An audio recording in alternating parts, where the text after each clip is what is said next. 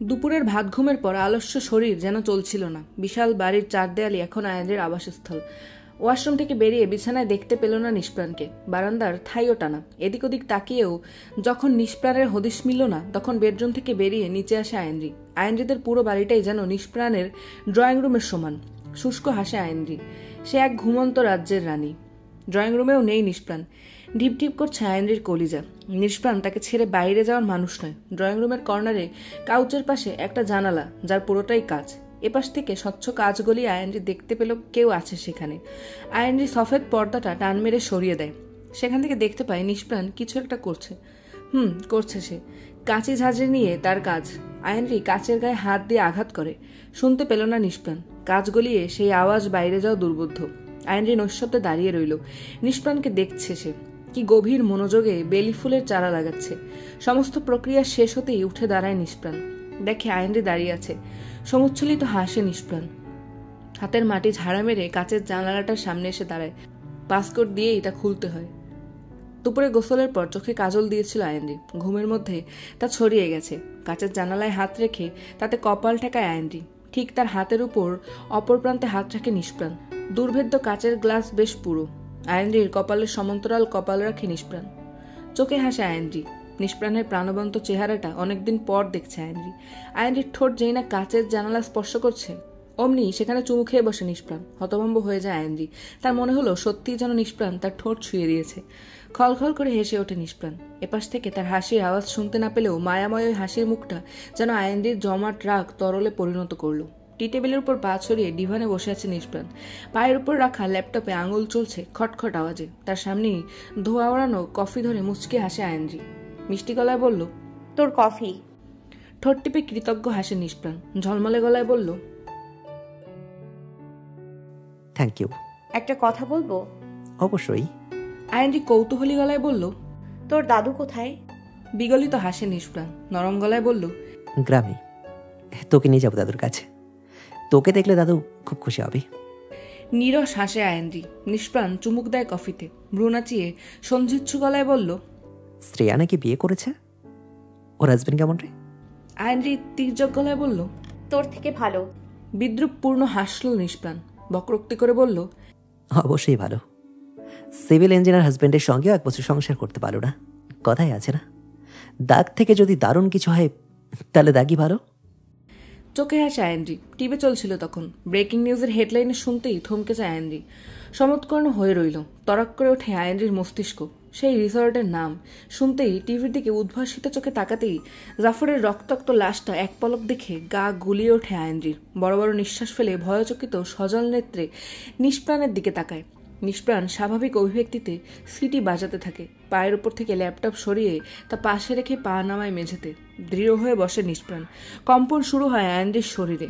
ভয়ে গলা শুকিয়ে তার জিহ্বা লেগে আসে গালে। তবুও দীর্ঘশ্বাস টেনে নিয়ে ভাঙা ভাঙা স্বরে বলল, তুই? নিষ্প্রাণ সরল দৃষ্টিতে তাকায়। কেমন অদ্ভুতভাবে ঘাড় কাত করে ভয়ঙ্কর ভাবে হাসে। আত্মা শুকিয়ে আসে আয়েন্দ্রির। সন্তস্ত গলায় বলল, তাহলে তুই ছিলি যে রোজ আমাকে কল করে শুধু বিরক্ত করতি? নিষ্প্রাণ আলতো হাসে।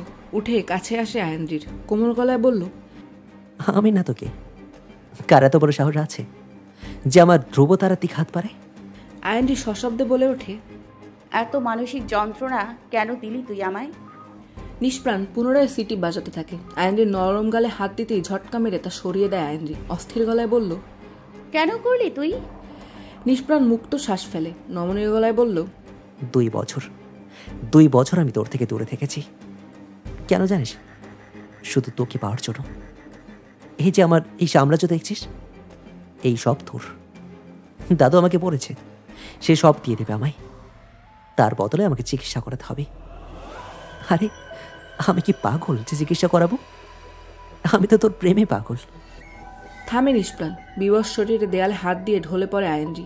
নিষ্প্রাণ আবারও শীষ বাজায়। কানে স্তব্ধতা লেগে আসে আয়েন্দ্রির। গত 1 বছর রোজ রাতে কেউ কল করে শুধু সিটি বাজাতো। কোনো মতেই তাকে ট্রেস করতে পারছিল না আইনজি। বিধ্বস্ত বিপর্যস্ত আইনজির অবস্থা দেখে তার বাবা আলফাজ সাহেব পুলিশের শরণাপন্ন হন। তাদের সহযোগিতা করে শাহরুখ। যতবার আইনজির সিম বদলেছে ততবারই ওই অজ্ঞাত লোক নাম্বার কালেক্ট করে ফেলেছে। আজ আইনজি বুঝতে পারছে এইসব নিষ্প্রাণের কাজ। নিঃশ্বাস আটকে আসে আইনজির। নিষ্প্রাণ নির্লিপ্ত হাসে। গুমোট গলায় আইনজির পেইন্টিংয়ের দিকে তাকিয়ে বলে, তোকে ছেড়ে কি করে থাকি বল? রোজ তোর গলার স্বর না শুনে আমার ঘুমিয়ে আসতো না। 1 বছর কোনো মতে কাটালেও আর সম্ভব হচ্ছিল না, তাই বাধ্য হয়েছি। কিন্তু আমি ভাবিনি মাঝখানে ওই সারেক এসে যাবে।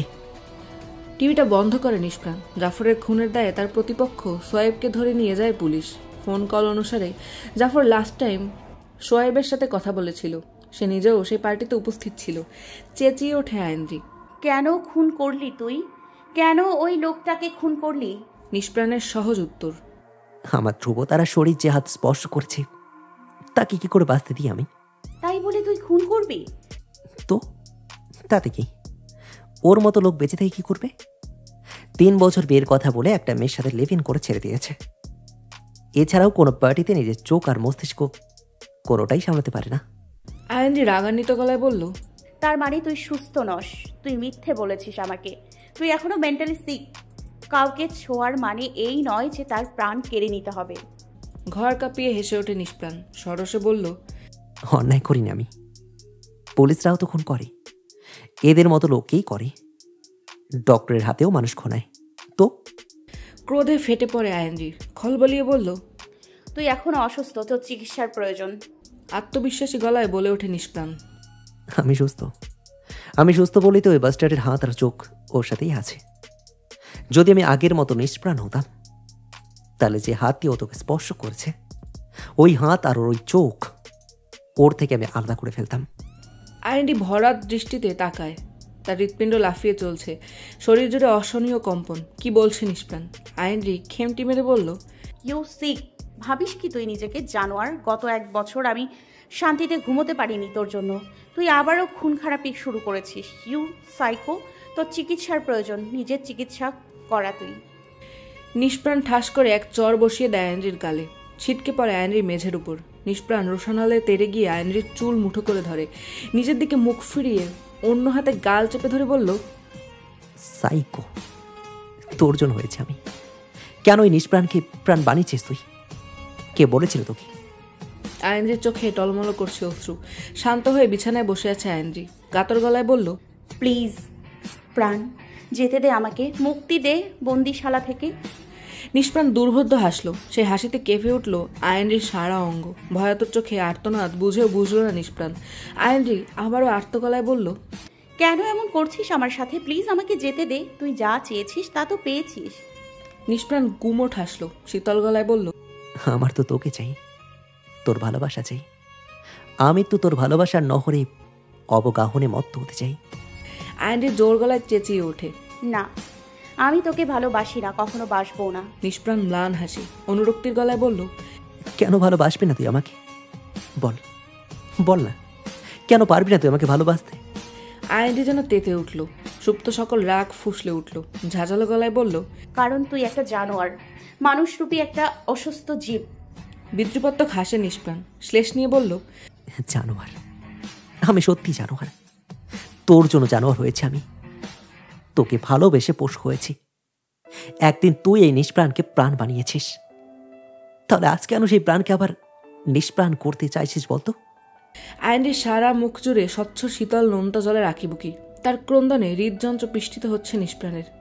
ঝকঝকে শুভ্র মেঝেতে বসে থাকা নিষ্প্রাণ আবেগী গলায় বলল, হেই, তুই আমাকে তুই করে কেন বলিস? স্বামীকে কেউ তুই করে বলে?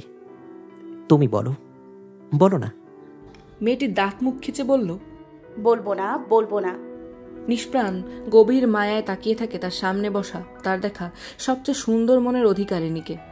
কোনো এককালে এই প্রাণেশ্বরী তার নিষ্প্রাণ জীবনে প্রাণের ফোয়ারা বইয়েছে। তার থমকে যাওয়া হৃৎস্পন্দন জাগ্রত করেছে।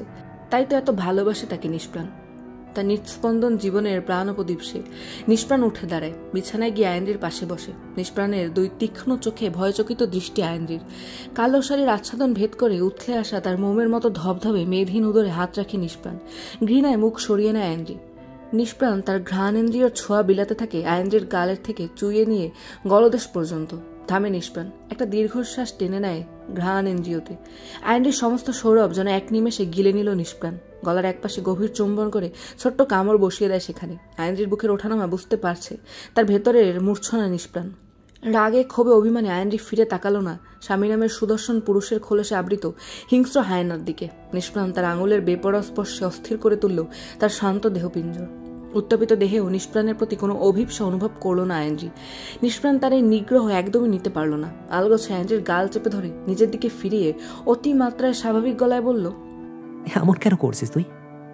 একটু ভালোবাস না আমায়, তোর পায়ের নিচে স্বর্গ এনে দেবো আমি। ভালোবাস না আমায়।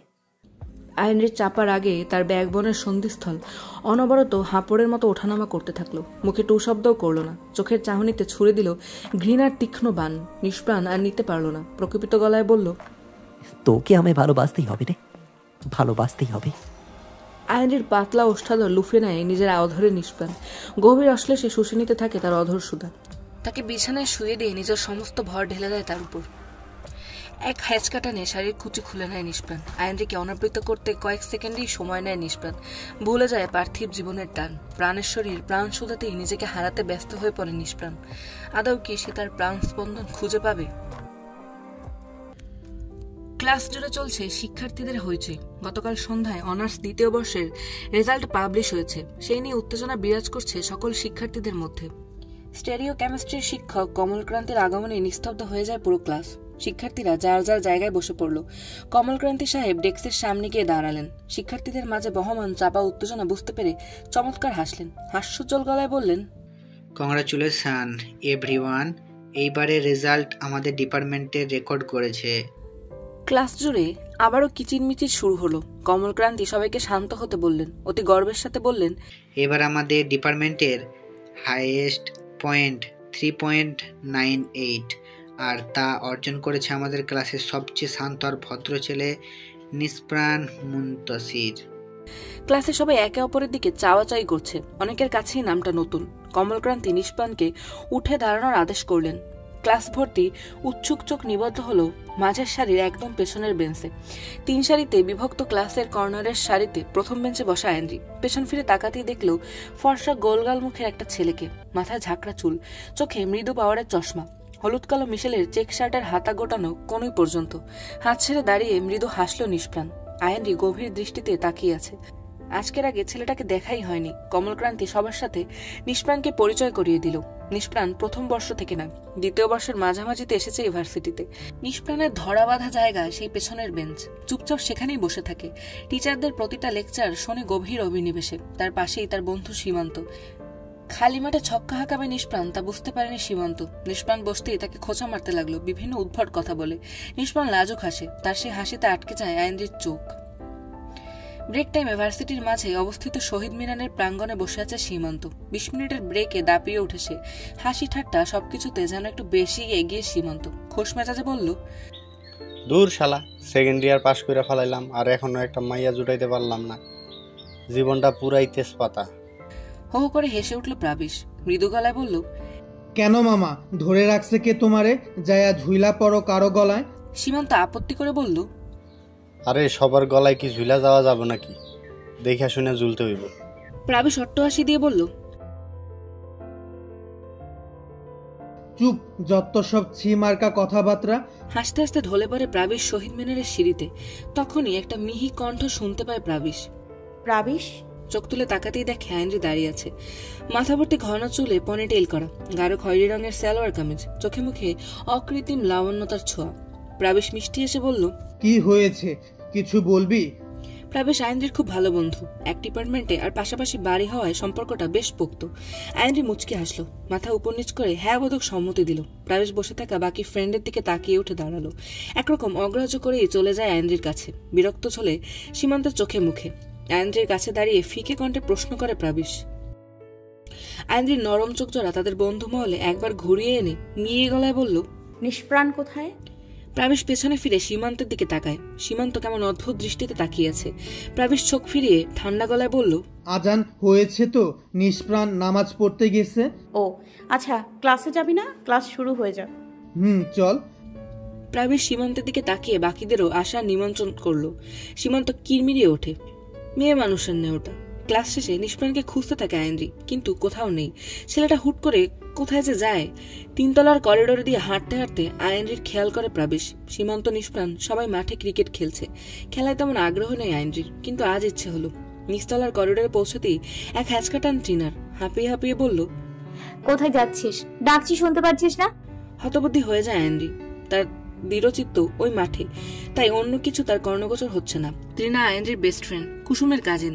তৃণা ফিনান্স ডিপার্টমেন্টের স্টুডেন্ট। কোনো রকমের টেনে টুনে আয়েন্দ্রিকে নিজের ডিপার্টমেন্টে নিয়ে যায় তৃণা। তাদের ডিপার্টমেন্টে একটা প্রোগ্রামের আয়োজন করা হচ্ছে, আর তাতে গান গাওয়ার জন্য সিলেক্ট করা হয়েছে আয়েন্দ্রিকে। আয়েন্দ্রি কোনোভাবেই রাজি হচ্ছিল না, তাই তৃণা সেই সবের স্যারদেরকেও ইনভলভ করে। বাধ্য হয়ে রাজি হতে হয় আয়েন্দ্রিকে। গুটি গুটি পায়ে মাঠে এসে দেখে ঘাসের উপর শুয়ে আছে ক্লান্ত শ্রান্ত প্রাবেশ আর সীমান্ত। সাথে তাদের অন্য ফ্রেন্ডরাও। নিষ্প্রাণকে কোথাও দেখলো না আয়েন্দ্রি। আয়েন্দ্রিকে দেখে উঠে বসে প্রাবেশ। পাশে থাকা ব্যাগটা কাঁধে ঝুলিয়ে সীমান্তের থেকে বিদায় নেয়। ঘামে ভিজে থাকা টি শার্ট হালকা বাতাস আসতেই আলগা হয় শরীর থেকে। ভার্সিটির গেট থেকে বের হতেই আয়েন্দ্রি রয়ে শয়ে প্রশ্ন করে, নিষ্প্রাণ কোথায়? প্রাবেশ একগাল হেসে বলল, যুবতীর মন আজ করে আনচান আনচান, দেখবার চায় তোমার ওই চাঁদ মুখখানা। দুম করে এক কিল বসিয়ে দেয় প্রাবেশের পিঠে আয়েন্দ্রি। হো হো করে হেসে ওঠে প্রাবেশ। মৃদু গলায় বলল, আছে মসজিদে। ভার্সিটির সাথেই লাগোয়া এলাকায় মসজিদ। মসজিদে 2 ভাগে বিভক্ত। মসজিদের একপাশে এতিমখানা। এতিমখানার ভবন থেকে ভার্সিটি সম্পূর্ণ অবলোকন করা যায় মসজিদের সদর দরজার বড় রাস্তার দিকে। কিন্তু এর ছোট একটা দরজা আছে পাশের রাস্তার দিকে, যেখান থেকে সহজেই ভার্সিটি, কলেজ আর স্কুলের শিক্ষার্থীরা মসজিদে যেতে পারবে। এই ছোট্ট দরজাটার বাম পাশে একটা মিষ্টির দোকান, আর ডান পাশে লাইব্রেরি, আর উপরে ফটোকপির দোকান। প্রাবেশ আর আয়েন্দ্রি মিষ্টির দোকানের সামনে আসতেই বেরিয়ে আসে নিষ্প্রাণ। আসলে নামাজ শেষ করে বেরিয়েছে সে। নিষ্প্রাণকে দেখে থমকে যায় আয়েন্দ্রি। নিষ্প্রাণের সরল দৃষ্টি প্রাবেশের দিকে। স্মিত হেসে মোলায়েম গলায় প্রশ্ন ছড়ে, চলে যাচ্ছিস? চট করেই বলে ফেলে আয়েন্দ্রি, হাই। মাথাটা হালকা ঘুরিয়ে আয়েন্দ্রির দিকে তাকাতেই নিষ্প্রাণের চোখ দুটো আবদ্ধ হয় আয়েন্দ্রির ঠোঁটে। আয়েন্দ্রির নিচের ঠোঁটের মাঝ বরাবর একটা লাল তিল। কেঁপে ওঠে নিষ্প্রাণের ভেতরের মানব। অস্বাভাবিকভাবে ঘামতে শুরু করে নিষ্প্রাণ। অস্থির হয়ে উঠেছে। শ্বাস আটকে আসে, চোখ জ্বলতে শুরু করে। বড় বড় শ্বাস টানতে থাকে নিষ্প্রাণ। নিষ্প্রাণের এমন অদ্ভুত আচরণে ঘাবড়ে যায় প্রাবেশ। ভীত চোখে চেয়ে রয় আয়েন্দ্রি। মুখে অনবরত শীতল জলের ঝাপটা দিচ্ছে নিষ্প্রাণ। তার চোখের দৃষ্টিকোণ থেকে মুছে যাক আয়েন্দ্রির ওই ঠোঁট, ওই তিল। পানির ঝাপটা দিতে দিতে লালচে বর্ণ ধারণ করেছে নিষ্প্রাণের রক্ষী যুগল। মিসের কমন বাথরুমে এত সময় থাকা যায় না। সমানতালে করাঘাত চলছে দরজার কপাটে। লম্বা লম্বা শ্বাস টেনে বালতির ওপর থেকে সোজা হয়ে দাঁড়ায় নিষ্প্রাণ। বাথরুম থেকে বের হতেই দেখে মেসের একগাদা ছেলে উন্মুখ হয়ে দাঁড়িয়ে আছে। নিষ্প্রাণ সোজা নিজের রুমে এসে দরজা লাগিয়ে দেয়। কাঁধ থেকে ব্যাগটা ছুঁড়ে ফেলে ধপাস করে বিছানায় বসে। প্রখর যন্ত্রণায় কাতর মস্তিষ্ক নিয়ে নিষ্প্রাণ বিছানায় গা এলে দেয়। দুমড়ে মুচড়ে যাওয়া খিদের পেট এখন শান্ত। নিষ্প্রাণের চোখে ভেসে ওঠে আয়েন্দ্রির সেই ঠোঁট। অস্থিরতা জেঁকে ধরে নিষ্প্রাণকে। হুট করেই চক্ষু মুদন করে নিষ্প্রাণ। সে নিমলিত চোখেই নিষ্প্রাণকে তাড়িয়ে বেড়ায় সে লাল তিল, সেই হাসি, সে কম্পিত ঠোঁট। নিষ্প্রাণকে অস্বাভাবিক আচরণ করতে দেখে পাশের এক ফুচকার দোকানের বেঞ্চিতে বসায় তাকে প্রাবেশ। আয়েন্দ্রি সন্তুষ্ট চোখে নিষ্প্রাণকে দেখে। সুস্থ ছেলেটা আচমকা অসুস্থ হয়ে গেল কেন? আয়েন্দ্রি আলতো হাত রাখে নিষ্প্রাণের কাঁধে। আয়েন্দ্রি ঠোঁটের দিকে ঘোলা চোখে তাকাতেই লাফিয়ে ওঠে নিষ্প্রাণ।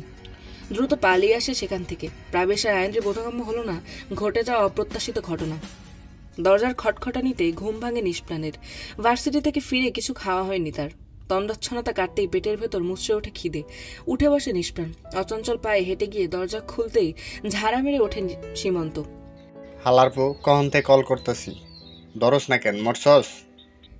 অচঞ্চল পায়ে হেঁটে গিয়ে দরজা খুলতেই ঝাড়া মেরে ওঠে সীমান্ত। নিষ্প্রাণ ম্লান হাসলো। ঘুমু ঘুমু চোখ দুটো টান টান করে বলল, ঘুমিয়েছিলাম। আমি তো ভাবছি তুমি উগান্ডা গেছো, চলো। নিষ্প্রাণ বিরস মুখে বলল, কোথায়? ভ্রু দুটো কুচকে নেয় সীমান্ত। ফরফর করে বলল, দূর শালা, কিছু মনে থাকে না তোর? গাঞ্জা খাস না বাবাটা নস? কইলাম যে বটতলায় যাবো, কাম আছে। নিষ্প্রাণ বাম হাতের তর্জনী দিয়ে কপাল চুলকে বলল, এখন না, খিদে পেয়েছে আমার, পরে আসি। হাত টেনে ধরে সীমান্ত। চোখের পাতা প্রশস্ত করে বলল, থাপড় খাইছস? চল আমি খাওয়ামু, তাড়াতাড়ি কর। হারামিরে কল করতে করতে আমার মোবাইলের চার্জ খতম হয়, শান্তিতে ঘুমায়। নিষ্প্রাণ গম্ভীর মুখে বলল, আচ্ছা তুই দাঁড়া, আমি চেঞ্জ করে আসছি। যা, আবার ঘুমায় পড়িস না। ঘুম আর পড়া ছাড়া তো তোর জীবনে আর কিছু করলি না। হালার করে হালা, খারাই আছিস কেন, যা। কোমল হাসে নিষ্প্রাণ। বটতলা এই এলাকার নাম করা জায়গা, যদিও বটগাছের অস্তিত্ব নেই, এখন কেটে ফেলা হয়েছে তা। বহু বছরের বটগাছকে কেন্দ্র করে এখানে গড়ে উঠেছে একটা 3 তলা দালান বিশিষ্ট মার্কেট। কালের পরিবর্তনে তা ভগ্নপ্রায়, কিন্তু জনপ্রিয়তা তুঙ্গে। নরবরে এই মার্কেট ভেঙে ফেলার ধমকি দিচ্ছে সিটি কর্পোরেশন। মার্কেট এরিয়া জুড়ে রয়েছে নির্দিষ্ট সীমানার গেট, 12 ফিট উঁচু লোহার গ্রিলের বের দেওয়া মার্কেটের দুই পাশে। সেই গ্রিল ঘেঁষে সন্ধ্যা নামলেই বসে ছোট ছোট হকারদের বেচাকেনা। নিম্নবিত্ত মানুষদের হৈ হৈ চলে এখানে। এখানেই একটা ছোট কাঠের তৈরি ভ্রাম্যমান গাড়ি করে মুরগির মাংসের পুর দেওয়া পুরি, কাবাব, ভাজা চিংড়ি মাছ বিক্রি করে রাতুল। 3 বন্ধু প্রায় আসে এখানে, পেট পুড়ে ভাজা পোড়া খেয়ে ছোট্ট মৃদুলের কাছ থেকে পান করে গরম গরম ঘন দুধের চা। বেঞ্চের উপর পাশাপাশি বসে আছে 3 বন্ধু। সেখানে একটা ছোট্ট কাঁঠাল গাছ। চিংড়ি ভাজায় কামড় বসিয়ে ভজভজ করে বলল সীমান্ত, বুঝি না তোর সমস্যা কি? ওই প্রবেশপত্র কইল তুই নাকি আন্দিরে দেখা অসুস্থ হইয়া গেছস। কেন মামা, ক্রাশ টাস খাইছস নাকি? প্রবেশ রাগ দেখিয়ে বলল, মাইন্ড ইওর ভাষা শালা। সীমান্ত হাহা করে হেসে বলল, আজকে আমার বন্যায় দেখা বাইসা গেলি তুই। আগে ক, ওই নিষ্পাইন না ওই আন্দিরে দেখা হার্ট অ্যাটাক করছস কেন? নিষ্প্রাণ ছোট্ট শ্বাস ফেলে বলল, এমন কিছু নয়, সকালে কিছু খাইনি তো, তাই হয়তো মাথা ধরেছিল। আমি তো ভাবলাম আন্দি তোর অন্য কিছু ধরছে। নিষ্প্রাণ আর প্রবেশ বিভ্রান্ত চোখে তাকায়। সীমান্ত একগাল হেসে বলল, বুঝি মামা, আন্দিরে দেখা আর সহ্য হয় না তোমার। নিষ্প্রাণ গম্ভীর হয়ে যায়। প্রবেশ চায়ের কাপে চুমুক দিতেই তার দিকে প্রশ্ন ছড়ে নিষ্প্রাণ, মেয়েটা আমাদের ডিপার্টমেন্টের? আকাশ কাঁপিয়ে হেসে উঠল সীমান্ত। মুখ দেওয়া পুরো ছিটকে পড়ল বাইরে। তার এই অবস্থায় হতভম্ব হয়ে যায় নিষ্প্রাণ আর প্রবেশ। ছোট্ট মৃদুল খলখল করে হাসে। সীমান্ত পাহাড় সমান বিস্ময় নিয়ে বলল, আন্দিরে তুই দেখোস না এর আগে? নিষ্প্রাণ চাপা স্বরে বলল, দেখেছি হয়তো, ঠিক মনে পড়ছে না। কি কস মামা, তুই ঠিক আছস তো? প্রবেশ জোর দিয়ে বলল, তুই চুপ কর। তোকে সেদিন বললাম না আইন্দ্রির কথা? আমার পাশের বাসায় থাকে ও, ওই তো আইন্দ্রি। নরম গলায় বলল নিষ্প্রাণ। ও আচ্ছা। সীমান্ত একটা চাপড় মারে নিষ্প্রাণের কাঁধে, তারপর অবিশ্বাস্য কাজ করে বসে। নিষ্প্রাণের প্যান্টের মাঝখানে হাত দিতেই কেঁপে ওঠে নিষ্প্রাণ। আরে হাত সরা, কি শুরু করলি তুই? সীমান্ত দম্ভের সাথে বলল, দেখছি তুই পোলা তো, ভেতরে আবার কোনো সমস্যা নাই তো? বাইরে ভাই, তুই কেমনে পারস? সারাদিন বইয়ের মধ্যে মুখ গুইজা থাকস, চোখের মধ্যে তো খালি অনুপরমাণু আর বিক্রিয়া দেখস, আর বিস্ফোরণ হয় এই জায়গায়। নিজের বুকে হাত দিয়ে ঘষতে থাকে সীমান্ত। আফসোসের সুরে বলল, কবে যে বিয়া করমু আর কবে যে বাপ হুম। প্রবেশ নির্মল হাসলো। সীমান্ত চিলমুড়ের ছেলে, হাসি ঠাট্টায় মাতিয়ে রাখে বন্ধুদের, কিন্তু স্বভাব একদম ব্যতিক্রম। মুখের ব্যালেন্স না থাকলেও হাত পায়ের ব্যালেন্স অনেক। নিজের গলিতে ঢোকে নিষ্প্রাণ। মূল রাস্তা থেকে একটা সরু গলির ভেতরে ঢুকছে নিষ্প্রাণ। একা একা এই রুমে থাকে সে, তাই বাড়তি চিন্তা নেই। আজ আর খাবেও না, সোজা গিয়ে ঘুম। সকালে উঠে পড়া কমপ্লিট করবে। আপাতত আয়নের সেই লাল তিল ভীষণ যন্ত্রণা দিচ্ছে নিষ্প্রাণকে। ভুলে যাওয়া স্মৃতি তরতর করে ভেসে উঠছে চোখের সামনে। নিষ্প্রাণের থিতিয়ে থাকা সেই ভয়ঙ্কর অতীত সামনে আসতে পারে না। এখন সে শুধু নিষ্প্রাণ মুনতাসির, একজন স্টুডেন্ট। সোডিয়াম বাতির আলোয় রাস্তার দুই পাশ উজ্জ্বল, রাস্তার জল জল চাঁদের আলো। পাশের একটা বিল্ডিংয়ে রাস্তায় জল জলে চাঁদের আলো। পাশের একটা বিল্ডিং এর সামনে আসতেই থমকে যায় নিষ্প্রাণ। বেলি ফুলের তীব্র ঘ্রাণ। একটা লম্বা শ্বাস টেনে আবার হাঁটতে শুরু করে নিষ্প্রাণ। নিস্তব্ধ সড়ক পথে আলোয় নিষ্প্রাণের সঙ্গী। কলেজ আর চাকরিজীবী ছেলেদের জন্য উপযুক্ত এলাকা। নিষ্প্রাণ যেই মেসে থাকে তা বিশাল 2 তলা বিশিষ্ট বিল্ডিং, প্রায় 200 ঘর, 3 শতাধিক মানুষ। নিষ্প্রাণের পাশ দিয়ে চলছে তার ছায়া। ঠোঁট দুটো গোল করে সেই পরিচিত সুর সিটি বাজাতে থাকে নিষ্প্রাণ।